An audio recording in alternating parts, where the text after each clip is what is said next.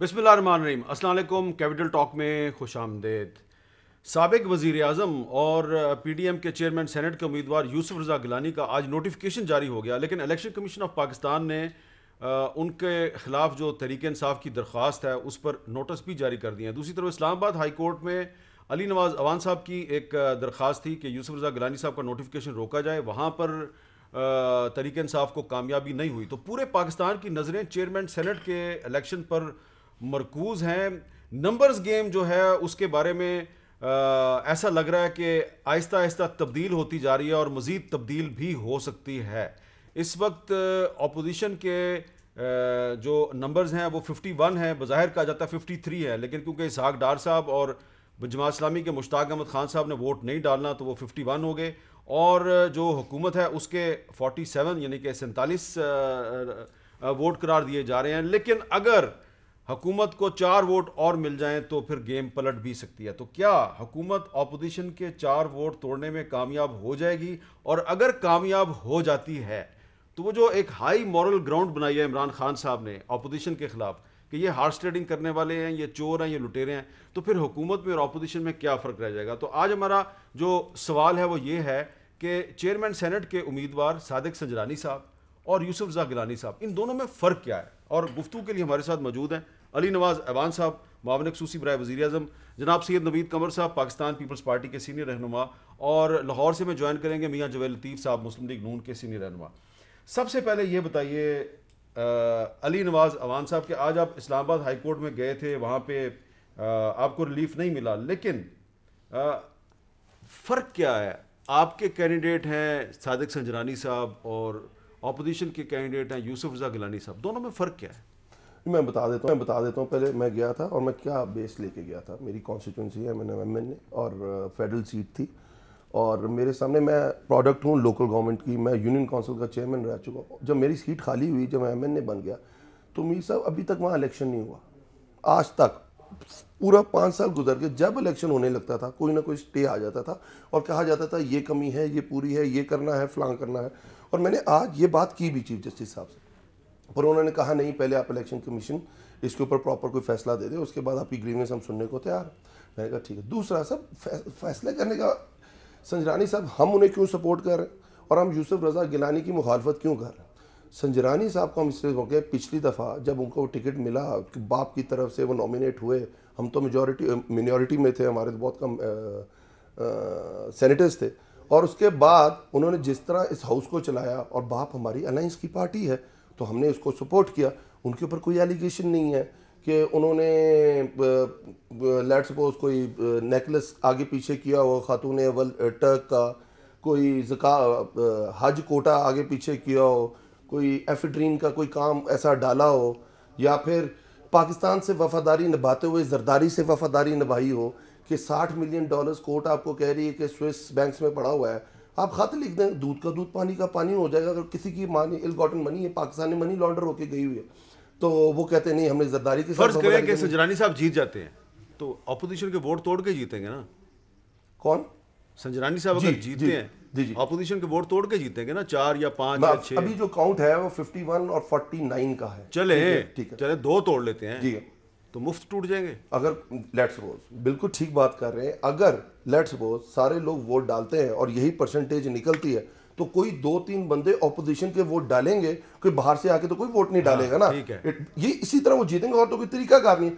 आपने अपनी इंट्रो में बड़ी अच्छी बात की हामिद भाई, आपने कहा कि हाई मॉरल ग्राउंड, क्योंकि आप एक्सपेक्ट ही तरीके इंसाफ से करते हैं, ये भी हमसे करते हैं। आपने अभी खाकान अब्बासी की तकरीर सुनाई, वो भी हमसे ही कर रहे थे। ना उन्होंने पीपल्स पार्टी से पूछा आपकी वीडियो क्यों आई है, ना उन्होंने कहा आपके बेटे ने पैसे क्यों ऑफर किए हैं, ना नासिर हुसैन शाह से पूछा कि तुम फंड क्यों दे रहे हो तरक्याती। उन्होंने खान साहब से पूछा, एक बंदे ने इल्जाम लगाया है कि 70 करोड़ रुपए में ये टिकट बिका है, तो आप बताएं, क्योंकि एक्सपेक्ट हमसे कर रहे हैं, क्योंकि हम साबित करते आ रहे हैं हामिद भाई कि हमारे जब तो अब अगर नहीं देखे ना, मैं सीधा सवाल, अगर आप नून लीग के सेनेटर दिलावर खान साहब आपको वोट डाल देते हैं तो आपकी हाई मॉरल ग्राउंड कायम रहेगी? फिर अगर उन्होंने पैसे लेके डाला, किसी प्रेशर में डाला और उन्होंने ये काम किया, तो हमारी हाई मॉरल ग्राउंड खत्म हो जाएगी। ठीक है। अगर वो खुल्लम खुल्ला इस वक्त इस्लामाबाद के अंदर कंपेन कर रहे हैं और वो कह रहे हैं कि आई एम नॉट सेटिस्फाइड जो आपने हमारे सामने लीडरशिप रखी है, ठीक तो है। मैं मैं उनके अंदर जाकर एक काम करते हैं, उनको भी कहते हैं कि वो हामिद भाई सारे लोगों के दरमियान बैठे रहे और उनको बताएं कि भाईजान अगर इधर तो ये तो नहीं है ना हामिद भाई, दूसरी तरफ हुआ क्या, ठीक है, ठीक कंपैरिजन है, करें। ठीक है, ठीक है, ठीक है। सैयद नवीद कमर 160 साहब और 180 कंपैरिजन। सैयद नवीद कमर साहब, पहले यूसुफ रज़ा गिलानी साहब जब सेनेटर बने कौमी असम्बली के MNAs के वोटों से, तो उनके पास नंबर्स कम थे, लेकिन उन्होंने हफीज़ शेख को हरा दिया जिनके नंबर ज़्यादा थे।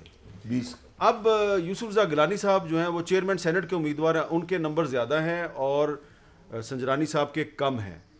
तो अगर अब जीत जाते हैं संजरानी साहब तो फिर वही होगा ना जो पहले गिलानी साहब ने हफीज़ शेख के साथ किया। फ़र्क क्या दोनों में?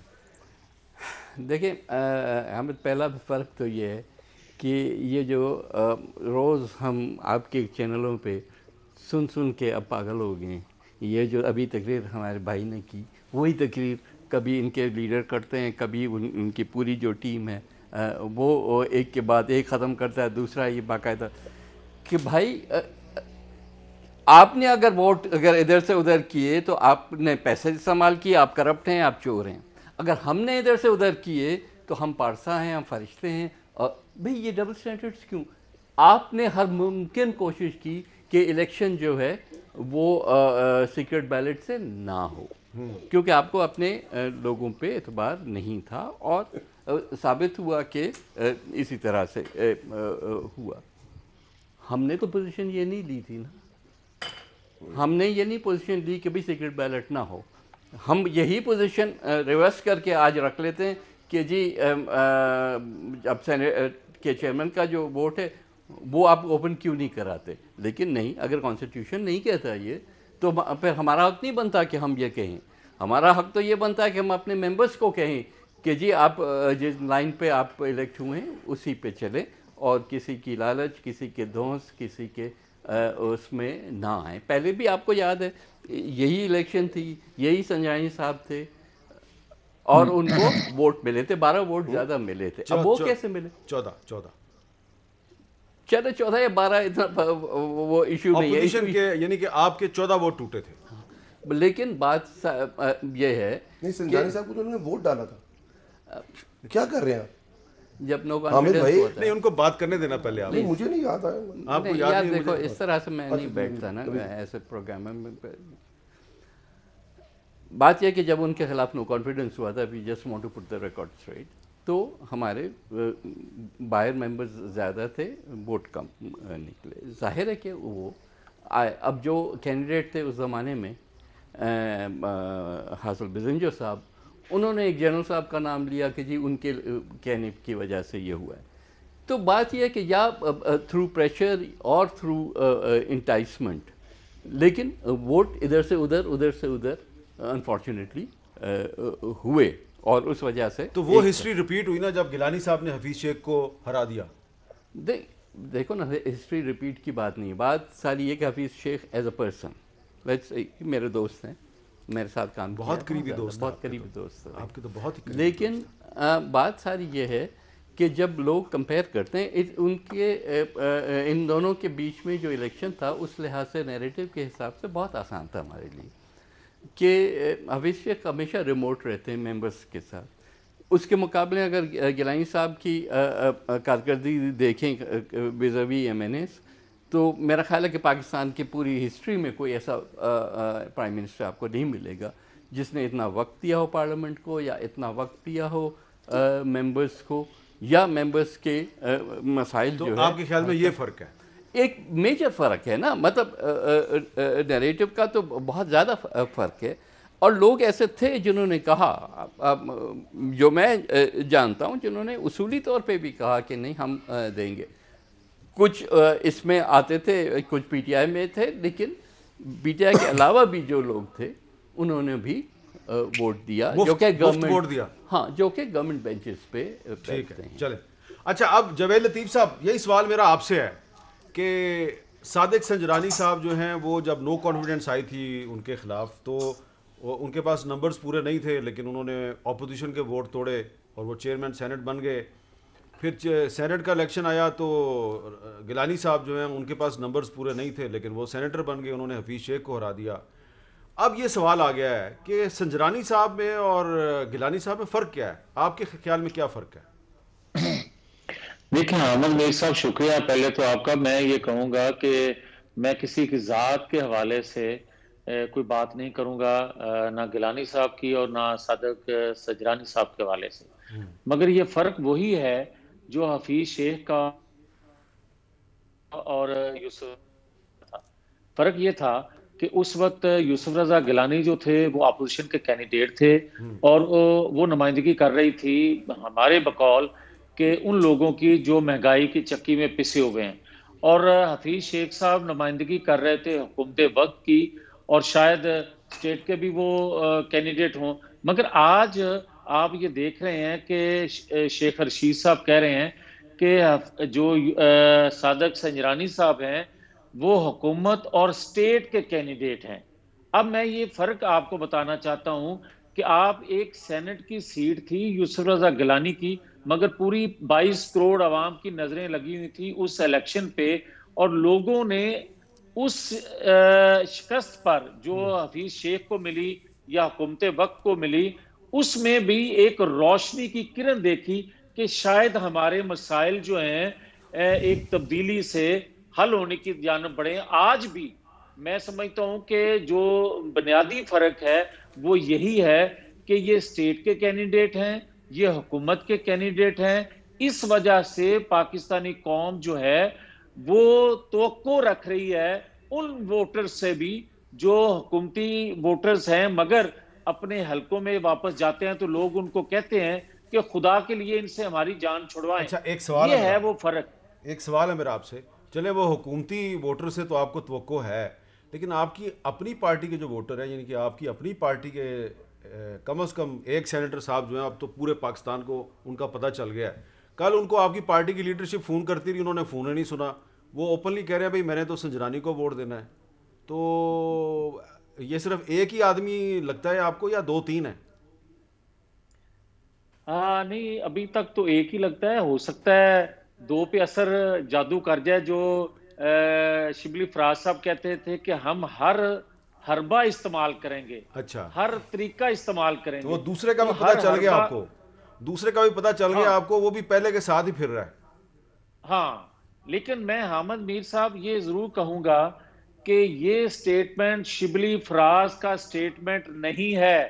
ये स्पोक्स पर्सन है सरकार के, हुकूमत के, और अगर सरकार ये स्टेटमेंट दे रही है तो इससे नोटिस क्या अदारों को नहीं लिया जाना चाहिए जो बार बार ये तवक्को रखते थे या बार बार दरवाजा खटखटाते हैं अदारों का कि जनाब ये देखें क्या हो गया। तो आज क्या इनकी इनका अमल जो है, कम वोट होते हुए भी आज क्यों नहीं ये कहते कि शो फैक्ट होना चाहिए, ठीक है, ओपन बेल्ट होना चाहिए? आज क्यों नहीं ये बात करते? अच्छा, जो शिबली फराज साहब का स्टेटमेंट है उस पर बात करते हैं। अली नवाज वान साहब, ये शिबली फराज साहब को स्टेटमेंट देना चाहिए था कि हम हर हरबा इस्तेमाल करेंगे संजरानी को चेयरमैन सेनेट बनवाने के लिए। सर, कानून के अंदर रहते हुए बिल्कुल करना भी चाहिए, इसमें क्या दो राय है? मुझे बात बताएं, कानून के अंदर रहते हुए नहीं, क्या मुझे उन्होंने कहा मैं एक बात हामिद भाई, फुटबॉल जो है ऑपोजिशन पांव से खेले। मैं और बात करने देखें, मैं आज अदालत गया, अदालत गया, पहले आप इलेक्शन कमीशन जाए, मेरा राइट है ये जाना अदालत, रिलीफ लेना। मैं समझता हूँ मोहसिन रांझा साहब गए थे फैसल वाडा के अगेंस्ट, फैसल वो कमीशन के अंदर केस लगा हुआ था फैसल वाडा का, मेरा भी राइट है जाने का। आप हाई कोर्ट गए, मेरा भी, आप लोग जाते हैं, मेरा भी इलेक्शन कमीशन जाने का हक है, मैं भी जाऊंगा। मैं सियासी तौर पे कन्विंस करने की कोशिश करूंगा लोगों के, कानून के अंदर रहते हुए, बिल्कुल इस तरह नहीं करूंगा जो आपने पहले बात की है। उसके बाद आप समझते हैं हम जीते या हारे, लेट्स वो लोगों के सामने आ जाएगा। मैं ये कहूं कि मेरे एक बयान पे मैं ये कहता हूं इलेक्शन कमीशन ये समझता हूं, जावेद लतीफ साहब कह रहे हैं लेट्स वो, तो फिर मैं ये कहता हूं असूल तय कर लें। सबसे पहले उस असूल में कौन आएंगी? मरीम बीबी आएंगी, मरीम बीबी ने जो बयान दिए। उसके बाद कौन आएगा? यूसुफ रजा गिलानी साहब आएंगे। उसके बाद कौन आएगा? अली मूसा गिलानी साहब आएंगे। उसके बाद कौन आएगा? बिलावल भुट्टो साहब आएंगे। एक बयान, देखिए बयान की हद तक मैं ये कहता हूं, मेरा ये समझ है कानून के अंदर रहते हुए, आइन के अंदर रहते हुए हर वो कोशिश करनी चाहिए। हमने कोशिश की है ना जी यूसुफ रजा गिलानी साहब को नायल करार देने के लिए, पूरी कोशिश की। आज भी इलेक्शन कमीशन हमारी टीम थी, मैं हाई कोर्ट था, उसके अलावा जितनी चीज़ें हमने कहा है, लोगों को बताया है कि यूसुफ रजा गिलानी क्या इनकी पर्सनैलिटी है, ये हमारा हक है। अगर आप ये कहें कि इसको हम इस मत में ले जाएं जो आप पहले बात कर रहे थे कि पैसे भी हम चलाएंगे, कोई प्रेशर भी डालेंगे, नहीं, इस मत में नहीं। अगर ऑपोजिशन के 2 वोट कम से कम मुस्लिम लीग नून के अगर 2 वोट आपको मिल जाते हैं, तो अगर आपको मिले तो वो फीस बिल्ला मिले, इसको इस तरह लेते हैं, आपको मिले तो फीस बिल्ला मिले, नहीं, लेकिन अगर वो ऑपोजिशन को अच्छा, मिले, इसको आप क्या करना चाहिए? देखें, आपने हाई मॉरल ग्राउंड की बात है, हमने इस इलेक्शन से पहले ये बात करना शुरू कर दी। इस इलेक्शन से पहले ये बात करना चाहिए कि पाकिस्तान में हिस्ट्री क्या है कि बलूचिस्तान के अंदर पीपल्स पार्टी का 1 वोट नहीं होता, 1 MP नहीं होता और गवर्नमेंट टॉपल हो जाती है। केपी के अंदर 8 MP होते हैं, 2 सेनेटर बन जाते हैं और 1 फैसल सखी बट 2 वोटों से रह जाता है। सिंध में MQM के वोटों से पीपल्स पार्टी के सेनेटर मुंतखब होके आते हैं। हमने कहा ये सारे के सारे आज ये बेसिक सेनेटर बने जैसे गवर्नर पंजाब सरवर साहब बन गए थे। अच्छा, चले एक आपने क्रॉस बात कर दी, मैं आगे चलता हूँ। इसको ठीक करने का क्या तरीका? चलो वो गलत हुआ ना, तो हमने क्या कहा, 2015 में नवाज शरीफ ने कहा एहसन इकबाल की सरपरस्ती में कमेटी बनाई, उस वक्त एक्नॉलेज किया इमरान खान साहब ने, उन्होंने कहा कि आओ करते हैं। उस वक्त तो हमारा कुछ नहीं समझे कि हम तो चाहते थे ना। आज भी बहुत सीनियर रहनुमा है नवीद कमर साहब, और देखें हमने पाकिस्तान को इस तरह आगे लेके जा नहीं सकते। कल ये चीज हमारे पे होगी, परसों आप पे होगी, परसों आप पे होगी, कल हमारे पे होगी। आए चलते, आज इलेक्शन कमीशन ने 30 दिन आगे कर दिया इलेक्शन, मेरा ख्याल लगभग डस्का वाला। तो आए दोबारा मुशावरत करते हैं, चलते हैं इलेक्शन कमीशन के पास, कहते हैं ये इलेक्शन आगे लेके जाओ, कहते हैं कि आए इससे पहले हम अपनी लेजिस्लेशन करते हैं, ठीक है, ताकि आने वाले लोग ये ना कहें कि इनकी मंडी लगी। अच्छा नवीद कमर साहब, अगर यूसुफ रजा गिलानी साहब के पास ऑपोजिशन के इस वक्त नजर आ रहा है 51 वोट हैं, 2-3 वोटों की अक्सरियत है, लेकिन अगर फर्ज करें यूसुफ रजा गिलानी को 55 वोट मिल जाते हैं, तो इसका मतलब है उन्होंने गवर्नमेंट के वोट तोड़े हैं। ऐसी जो कामयाबी है ये आपके ख्याल में तो अच्छी होगी, आपको लगता है अवाम इसको कबूल करेंगे, इसको अप्रिशिएट करेंगे? जो यूसुफ रजा गिलानी साहब के तो 51 वोट थे लेकिन 55 वोट ले गए जी वो। देखें क्या होता है, ये 51 होते हैं, 55 होते हैं, ये जैसे भाई कह रहे हैं हमारे कि वो नंबर्स होते हैं, वो तो परसों पता चल जाएगा। कोई इस वक्त बैठ के हम उस पर स्पेकुलेट करेंगे क्या अच्छा होगा क्या अच्छा नहीं होगा, इज़ समथिंग एल्स। जो बात काम की है उस पर आए कि अगर आपने इलेक्ट्रल रिफॉर्म्स करने ही थे, अगर आपका ख्याल था कि जी ये तरीका सही नहीं है, तो एन इलेक्शन के रात पे नहीं आप इलेक्ट्रल रिफॉर्म्स करते। इलेक्ट्रल रिफॉर्म्स के में आप बैठते हैं। आप पिछली दफ़ा भी तो बैठे थे ना, इनके 4 MNAs मेरे साथ है, पीवीएस वाड़ी से तो मैं अकेला था, अलवी साहब थे, शफकत थे, शीरिन मज़ारी थी, और भी शिबली फराज का भी आते थे वगैरह वगैरह, सारे बहुत सारे लोग थे। PPP से मैं ही बैठता था, जाहिद हामिद वाली कमेटी थी, बेसिकली उसने काम किया, फिर डार साहब वाली कमेटी में। बात ये है कि ये ओवरनाइट चीज़ें नहीं होती, न सिर्फ क्योंकि इस पर हर एक का एक्सपीरियंस होता है। जी मुझे पता है कि आप ये करेंगे ये करेंगे ये करेंगे, आगे जाके इसका ये नुकसान होगा क्योंकि फ़लाँ साल में we have gone through that. तो इस लिहाज से अब भी हम कहते हैं इलेक्शन ख़त्म होने दें, ये तो अब परसों की बात है ना, उससे पहले तो कुछ भी नहीं होगा ना, अब तो फिलहाल तो बातचीत भी बंद है। लेकिन आप अगर सीरियस इलेक्शन रिफॉर्म करना चाहते हैं अभी भी, क्योंकि हमें भी तहफ़्फ़ुज़ आते हैं, हम कोई खुश तो नहीं है ना इस वक्त जो सिस्टम चल रहा है उससे, लेकिन फिर बैठें एट अ सीरियस लेवल और उस पर जो है लेजिस्लेशन करें ताकि आइंदा इलेक्शन। आप तैयार हैं हुकूमत के साथ बैठने के लिए? तैयार हैं? देखिए हम पार्लियामेंट में किसी भी लेजिस्लेशन में जहां हमारे साथ मशावरत होगी हम बैठते हैं ना, कोई नई बात नहीं होगी हमारे लिए।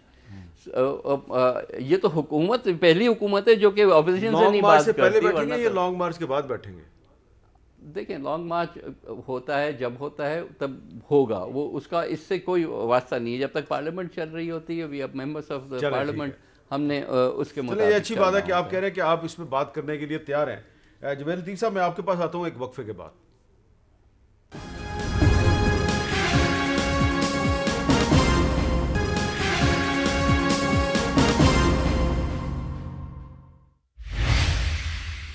कैपिटल टॉक में दोबारा खुश आमदेद। जवेद लतीफ़ साहब, वक्फे से पहले अली नवाज अवान साहब कह रहे थे कि हमें इंतखाबी इस्लाहात की तरफ जाना चाहिए और मिलजुल कर कोई लेजिस्लेशन करनी चाहिए। तो हमने देखा कि तमाम तर कशीदगी के बावजूद पिछले दिनों हुकूमत और अपोजिशन ने मुश्तरका तौर पर कुछ कानून साजी किया है। आपको लगता है कि आने वाले दिनों में लॉन्ग मार्च भी चलेगा और साथ साथ पार्लियामेंट के अंदर हुकूमत और अपोजिशन इंतखाबी इस्लाहात पर मिलकर लेजिस्लेशन भी कर सकती हैं? पंजाब में सर अनअपोज्ड सेनेटर्स नहीं बने। नहीं, मेरा नहीं ख्याल कि इनके होते हुए कोई कानून साजी मुल्क के मफाद में मुमकिन हो सके। आप ये देखें कि जब ये वोट लेते हैं या हमें वोट पड़ते हैं यूसुफ गिलानी की शक्ल में, तो ये कहते हैं वोट बिक गए। अगले दिन उसी वोटर से वोट लेते हैं इमरान खान साहब, तो फिर कहते हैं बिल्कुल इन्होंने मेरे पे एतमाद कर दिया। उस वक्त वो बिकते थे, इस वक्त बिकते नहीं है। अजीब बात है। इसी तरह आप ये देखें अदारों पर अदम एतमाद। मुझे ये बताएं हामिद मीर साहब कि इलेक्शन कमीशन ने किया क्या है, किस बुनियाद पर ये उन पर अदम एतमाद कर रहे हैं और किस बुनियाद पर किसी अदारे से ये खुश हैं। एक अदारे से ये खुश हैं, वो है नैब, और नैब की वजह खुश होने की यही है कि ये अपनी मर्जी से अपनी ख्वाहिश के मुताबिक यकतरफा उनसे काम ले रहे हैं, लिहाजा खुश हैं। आप मुझे ये बता दें कि अगर अदारों का, बाकी अदारों का भी ये हाल हो जाए, और ख़ास तौर पर चीफ इलेक्शन कमीशन ने किया क्या है भाई आज तक? डस्का का इलेक्शन, री इलेक्शन या सेनेट का इलेक्शन जो है आइन कानून के मुताबिक उसने करवा दिया। जब तक फॉरेन फंडिंग केस जो है वो पेंडिंग है तो उस पर एतमाद है इलेक्शन कमीशन पर, और जब वो डस्का का या सेनेट का इलेक्शन जो है वो आइन कानून के मुताबिक कराए वो गलत हो जाता है। तो मैं ये समझता हूँ हामिद मीर साहब, बड़ी एहतराम से, बड़ी रिक्वेस्ट से आपको भी और पीटीआई के या बाकी लोग जितने बैठे हैं कि यार सिलेक्टर ने सिलेक्टेड को सिलेक्ट करवाने के लिए जिस तरह अदारों का बेदरेग इस्तेमाल किया और अदारों की साख खराब हुई, आज क्या इमरान खान साहब जो हैं उसी तोक़ों से अदारों से ये ख्वाहिश रखते हैं कि जनाब उसी तरह साख खराब हो? अगर एक अदारा जो है साख खराब हुई जो है अवाम की नजरों में, अगर वो बहाली की तरफ बढ़ रहा है तो आप उसको भी ललकार रहे हो और आपका असल चेहरा सामने आ रहा है। आप इश्तिहारी थे और इश्तिहारी होते हुए आला अदलिया में आप पेश होते थे। तो अब नवीद कमर साहब कह रहे हैं कि बात हो सकती है, आप कह रहे हैं बात नहीं हो सकती। तो अली नवाज अवान साहब, ये जो उन्होंने एतराज़ किया है कि वज़ीर आज़म साहब ने जो इलेक्शन कमीशन पे एलिगेशंस लगाई हैं ये उनको नहीं लगानी चाहिए थी, इससे तो आप इत्तेफाक करें? मैं कह रहा हूँ जावेद भाई ने तो मैं बातें सुनकर बड़ा मज़ा आता है मुझे जावेद भाई, और अच्छा। शुक्र है इदारों की इज्जत करनी आ गई इनको। देखिए ना, सुप्रीम कोर्ट का जब पहला फैसला ये पढ़ते हैं तो तारीफ़ करते हैं, पूरा फैसला पढ़ते हैं तो गालियाँ देते हैं। JIT का पहला फैसला पढ़ते हैं तो लड्डू खाते हैं, पूरा फैसला पढ़ते हैं तो गालियाँ देते हैं। इदारों की शुक्र है, इज्जत करनी जावेद भाई को आ गई। और दूसरी तरफ बड़ी अच्छी बात की उन्होंने, हमें यूसुफ रज़ा गिलानी का इतना पता नहीं था जितना नून लीग ने हमें बताया यूसुफ रज़ा गिलानी के बारे में। और जब उन्होंने नहल करार दिया, आपकी तकरीर सुने नवाज शरीफ की, उतरो नीचे उतरो, इस्तीफ़ा दो, तुम्हें नाहल करार दे दिया है, तुमने पाकिस्तान की आवाम का पैसा खाया है, तुमने खत नहीं, ये सारा नून लीग ने हमें बताया। फिर उन्होंने एक बात की कि उन्होंने कहा एक चीज़ आप भूल गए, मैं सेनेटर की बात, एक चीज़ भूल गए आप, वो जो थी ना पटिशन थी जो नवाज शरीफ साहब की, वो अकेले नहीं थे, उनके साथ PTI भी साथ थी। तो आपका और नवाज शरीफ साहब एक ज़माने में इत्तेहाद था। सर मैं एक बात कर रहा हूँ, मैं कह रहा हूँ मैं 2015 में नवाज शरीफ साहब ने कहा कि हम रिफॉर्म लाना चाहते हैं, हमने उनका साथ दिया। उन्होंने COD की बात की, हमने उनका साथ दिया। उन्होंने इलेक्टोरल रिफॉर्म्स की बात की, हमने उनका साथ दिया, जो अभी नवीद कमर साहब को बता रहे हैं। उन्होंने भेजा कि जमर फौज पे उन्होंने इजलास बुलाया, हम उधर से उठ के अंदर चले गए, हमने कहा नहीं भेजनी चाहिए, हमने साथ दिया पार्लियामेंट का। APS की हमने वोटिंग में साथ दिया, हम तो हर अच्छी चीज़ में इनके साथ खड़े हैं। इनका मसला ये अच्छा हाथ हाथ, गंदा थू। मैं तो ये बात करने की कोशिश कर रहा हूँ। अभी मुझे नहीं पता, मुशाहिद हुसैन सैयद साहब पिछली दफा सेनेटर बने थे, किसके कहने पे बने थे? जरा जवेद लतीफ साहब से जरा किसके कहने पे बने थे? मुझे क्या पता, अभी ये कह रहे थे। हाँ जी, जवेद लतीफ साहब, वो मुशाहिद हुसैन सैयद साहब किसके कहने पे सेनेटर बने थे? देखें, पुरानी बात हो गई है, मगर मैं आज भी इस हक में नहीं हूँ। अच्छा चलें, बहरहाल वो मुशाहिद हुसैन सैयद साहब जब आएंगे तो उन्हीं से बात कर लेंगे। नवीद कमर साहब, ये इतना ज़्यादा इलेक्शन हो रहा है कि पहले सेनेट का इलेक्शन था, अब चेयरमैन सेनेट का इलेक्शन है, उसके बाद फिर NA-75 इलेक्शन के खेल में हम महंगाई भूल गए हैं, लोग बड़े तंग हैं और उनको कोई इंटरेस्ट नहीं है कि गिलानी साहब बन रहे हैं या संजरानी साहब बन रहे हैं। अब देखिए ना, जो मेडिसिन हैं वो दोबारा महंगी हो गई हैं। शुगर की जो मेडिसिन है वो 5500 रुपये से बढ़कर 5650 रुपये की हो गई है। हाई ब्लड प्रेशर की दवाई जो है ये 121 रुपये तक की हो गई है। बुखार की दवाई थी पैनाडोल 13 रुपये से 16 रुपये की हो गई है। दिल के अमराज की दवाई जो है 235 रुपये से 275 रुपये की हो गई है। और एंटीबायोटिक दवाइयाँ जो हैं ये 260 रुपये से 325 रुपये तक जा पहुँच गई और आम इस्तेमाल की सिरिंज 15 रुपये से 30 रुपये तक जा पहुँची है। वजह इसकी कुछ भी हो, और अब तो हम जो कोरोना वायरस की वैक्सीन है वो भी इंडिया के रास्ते से पाकिस्तान आएगी बाज़ मीडिया रिपोर्ट्स के मुताबिक। ये जो इलेक्शन का जो खेल है, इसमें महंगाई की कोई बात नहीं कर रहा, ना हुकूमत ना अपोजिशन। नहीं, ये बात दुरुस्त नहीं है।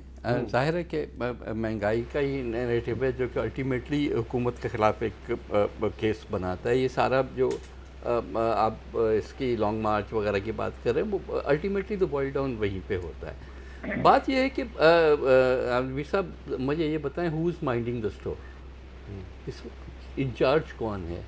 ये सारी चीज़ें हो रही हैं किसी के वॉच पे हो रही हैं ना। आपने तो सिर्फ एक छोटा सा सेक्टर उठा के हेल्थ की, आपने दवाइयों के जो है आटा चीनी तो रोज़ करते हैं हम, आटा चीनी बिजली गैस पता नहीं एक्सेट्रा एक्सेट्रा चीज़ें। वैसे एक बात है, आपको देखा होगा साबिक चीज़ों से साकिब निसार साहब को जो है बिजली भी मुफ्त मिलेगी, पानी भी मुफ्त मिलेगा, पेट्रोल भी मुफ्त मिलेगा, टेलीफोन कॉलें भी उनकी मुफ्त, सब कुछ मुफ्त है उनका।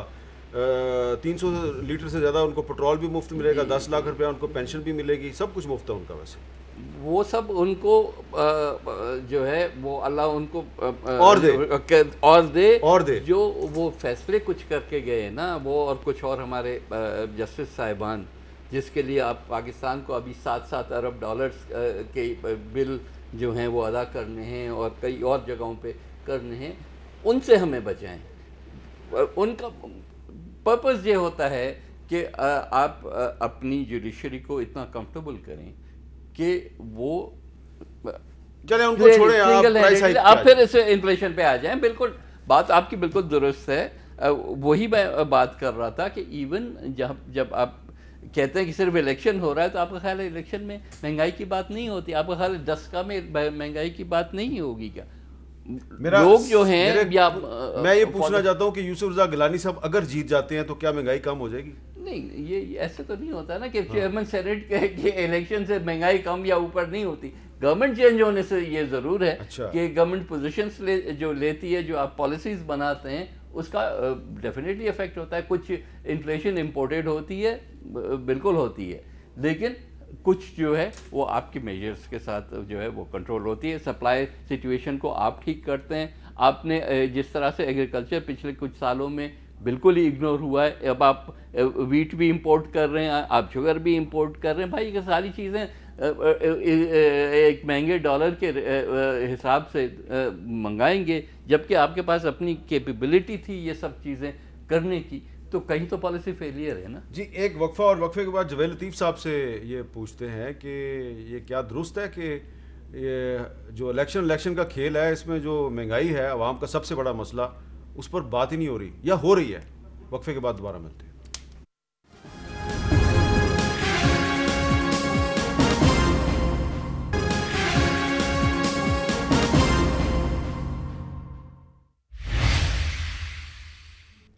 Welcome back. जवेद लतीफ़ साहब, वक्फे से पहले मैंने ये सवाल छोड़ा था कि ये जो इलेक्शन का खेल है, इसमें जो आवाम का सबसे बड़ा मसला है महंगाई, उस पर ज़्यादा बात नहीं होती। क्या आप मुतमिन है कि अपोजिशन ने महंगाई के मसले को हाईलाइट करने में वो किरदार अदा किया जिसकी आवाम तवक्को करते हैं?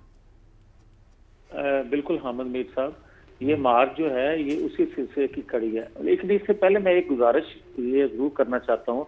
अभी बात हो रही थी साकिब निसार साहब के हवाले से, साकिब निसार साहब की मराद देने के हवाले से, तो पूछा जा रहा था कि क्यों ऐसी मराद दी जाती हैं। साबका भी अदारों में ऐसे लोगों को मराद मिली। आईनी इदारा है ना, आईनी इदारा है, इसलिए वो एक आईनी ओहदा है। चीफ जस्टिस का ओहदा आईनी होता है। लेकिन मेरी अर्ज सुन लें, अगर मुझे इजाजत दे दें तो, कि देखें साकिब निसार साहब ने खिदमात सर अंजाम दी मियां नवाज शरीफ को नाअहल करने में, और इमरान खान साहब को सर्टिफिकेट दिया 62-63 पर, सादक और अमीन पूरा उतरने पर। तो राहत तो मिलनी थी। आप ये देखें कि कभी नोटिस लिया गया इस बात का कि जो बात की थी आज के पंजाब असेंबली के स्पीकर ने कि मेरी जमात को किसने तोड़ा, कभी किसी ने नोटिस? आज भी जो बात सुने अगर आप महंगाई पे बात करें ना तो ज्यादा बेहतर है, क्योंकि साकिब निसार साहब जो है उनको फिर उनका मौकफ लेने के लिए मुझे उनसे राब्ता कायम करना पड़ेगा और बड़ी मुश्किल से उनसे राब्ता होता है, आपको पता है। तो अहमद मीर साहब, हाँ, अब जो आप कहते हैं मैं उसी पे आ जाता हूँ। प्लीज अब महंगाई मैं पे आपकी खिदमत में सिर्फ ये गुजारिश करना चाहता हूँ कि एक नोटिस शेख रशीद साहब के हवाले से जरूर लिया जाना चाहिए, जो वो कहते हैं कि सादिक फजरानी स्टेट के कैंडिडेट हैं। ये बात गलत है। अच्छा, हुकूमत के कैंडिडेट हो सकते हैं, स्टेट के कैंडिडेट कैसे हो गए? अब आप जो शेख रशीद साहब की मर्जी, आप उनको कैसे रोक सकते हैं?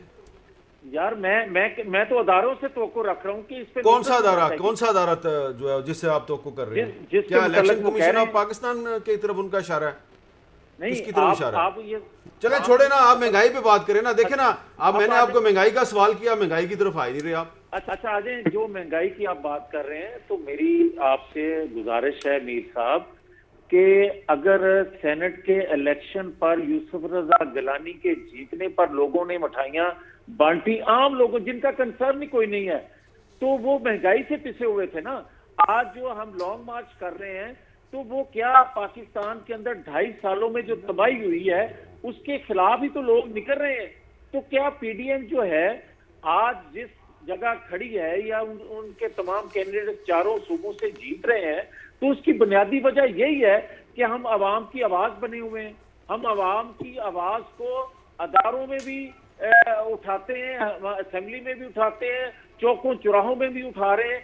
यही तो वजह है कि लोग आज हमारा साथ दे रहे हैं। और इनके खिलाफ एक बुनियादी वजह ये भी है कि इन्होंने ना आइन कानून को देखा, ना इन्होंने पाकिस्तान की आवाम को देखा, बल्कि इन्होंने देखा इस चीज को है कि माफिया को किस तरह। चले अभी अब आपका एक सियासी स्टेटमेंट है, लेकिन मुझे बताएं, अली नवाज अवान साहब, आप एक इलेक्टेड मेंबर हैं, आप जब इस्लामाबाद में जाते हैं, लोगों में घूमते हैं, फिरते हैं, बात करते हैं, तो सबसे बड़ा इशू महंगाई नहीं है? बिल्कुल सबसे, हमारा क्यों कंट्रोल नहीं हो रहा? पर मैं एक बात उनकी जवाब दे दूं, उन्होंने बात देखें, फिर मैं कहता हूं नून लीग की सियासत क्या है। अच्छा आप गंदा थू क्या मुझे बताएं कि आज इफ्तिखार चौधरी को वो तमाम लवाजमात जो उसके आईनी ओहदा रखते हुए मिल रहे हैं कि नहीं मिल रहे?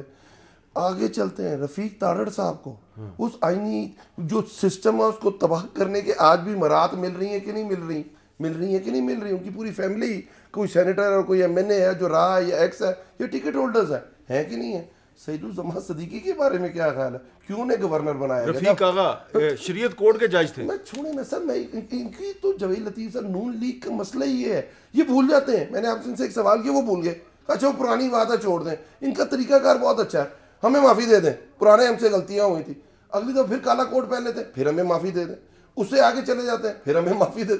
इनका तो तरीका ही है। इन द एंड असल चीज़ ये है कि आपने जो बात की है, असल पाकिस्तान का, हमारी गवर्नमेंट का जो मसला है वो महंगाई, और लोगों को ये अंडरस्टैंडिंग नहीं है। लोगों का सबसे पहला किचन है जो उन्होंने देखना है, और उसमें उनको मसाइल आ रहे हैं। मैं आंखें बंद कर लूँ, मैं इधर आके कोई और बात कर दूँ, नहीं सर। पर उसकी जो रीजनिंग है, देखें नीयत कहाँ से जांची जाती है। अभी एक LNG पे एक अभी रिसेंटली एक हमने डील की है कतर के साथ। वो डील पहले आपको पता है नून लीग की गवर्नमेंट ने की 13.27 सेंट के ऊपर, ठीक है, और इस $13.27 के ऊपर, और हमने वही डील उसी तरह उसी कतर से हमने 10.7 के ऊपर की है। देखिए हम जहां बेहतरी चाहते हैं कर रहे हैं। ये एग्रीमेंट्स IPPs जो एग्रीमेंट्स करके गए हुए, नंदीपुर कितना चीनी कमीशन की रिपोर्ट किधर गई? अच्छा हमें मैं पूरी उस पे आता हूँ। नंदीपुर 84 रुपए का यूनिट बन रहा है।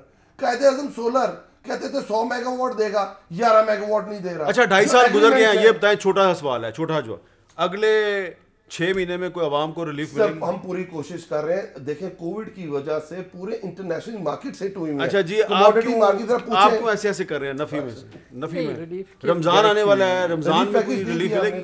देखिए रमजान में यूटिलिटी स्टोर्स को आप सब्सिडी देते हैं, वो आम आदमी, पाकिस्तान का आम आदमी जो है वो सिर्फ शहरों में नहीं रहता, वो यूटिलिटी स्टोर से अगर मिलती भी हैं। और आपको पता है कि यूटिलिटी स्टोर्स की जो परफॉर्मेंस रही है लेटली, जिस तरह छोड़े यूटिलिटी स्टोर को, मैं देखिए बाय एंड लार्ज जो है, मैं जरा सवाल को रीफ्रेम कर लूं क्योंकि आप वजीर खजाना रहे हैं।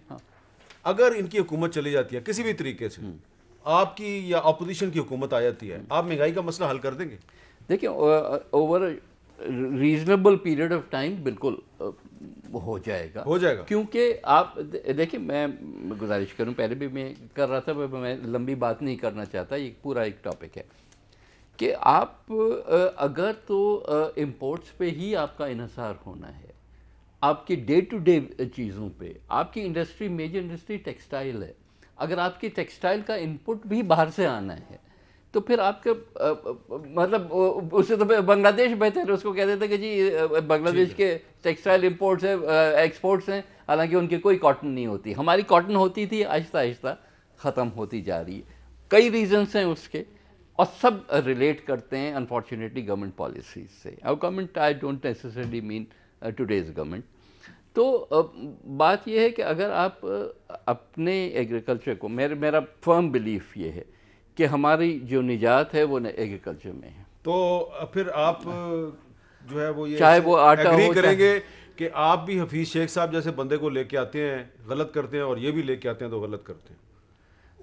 देखिए, मैं फिर अच्छा, अगर मेरा ओपिनियन लेना चाहते हैं ना, हफीज शेख साहब बहुत होशियार आदमी हैं, उन्होंने, उनका जो एक्सपीरियंस है अपनी फील्ड में सही है, लेकिन किसी भी मुल्क का वजीर ख़जाना जो है वो इलेक्टेड रिप्रेजेंटेटिव होना चाहिए। बिल्कुल ठीक है। वो लोकली उसको आवाम के मसाइल जैसा कि आप थे डे टू डे बेसिस, मैं तो कम टाइम के लिए रहा, लेकिन जनरली मैं कह रहा हूँ कि जब तक कि उसका हाथ नब्ज़ पे नहीं होगा, अब कोई माने या ना माने, आपने पाकिस्तान तहरीक इंसाफ के अरकान कौमी असम्बली की अक्सरियत के दिल की बात की है। मैं इनसे बात ही नहीं करता, इसे पूछता नहीं। आपका बहुत बहुत शुक्रिया अली नवाज अवान साहब, आपका बहुत बहुत शुक्रिया जनाब नवीद कमर साहब, और जावेद लतीफ़ साहब आपका भी बहुत बहुत शुक्रिया। देखें, पाकिस्तान का सबसे बड़ा मसला इस वक्त, पाकिस्तान के आम आदमी का सबसे बड़ा मसला महंगाई है। महंगाई का मसला सिर्फ कोई ऐसा आदमी ही हल कर सकता है बकौल नवीद कमर साहब के, जो कि डायरेक्टली इलेक्टेड पब्लिक रिप्रेजेंटेटिव हो, आवाम का मुंतखब नुमाइंदा हो। हफीज़ शेख साहब से हमारी कोई लड़ाई नहीं, बहुत अच्छे आदमी हैं, बड़े सिविलाइज्ड आदमी हैं, बड़े होशियार आदमी हैं, जैसा कि नवीद कमर साहब ने भी कहा, लेकिन इलेक्टेड रिप्रेजेंटेटिव नहीं है। वो आवाम के मसाइल को नहीं समझते, आवाम की बात को नहीं समझते। शायद इसीलिए पीपल्स पार्टी की गवर्नमेंट हो या नून लीग की गवर्नमेंट हो या तहरीक इंसाफ की गवर्नमेंट हो, जब इस किस्म के लोग वज़ीर ख़जाना बनते हैं तो ये जो आवाम का सबसे बड़ा मसला है ना महंगाई का, हल ही नहीं हो पाता। इजाज़त दीजिए, अल्लाह हाफ़िज़।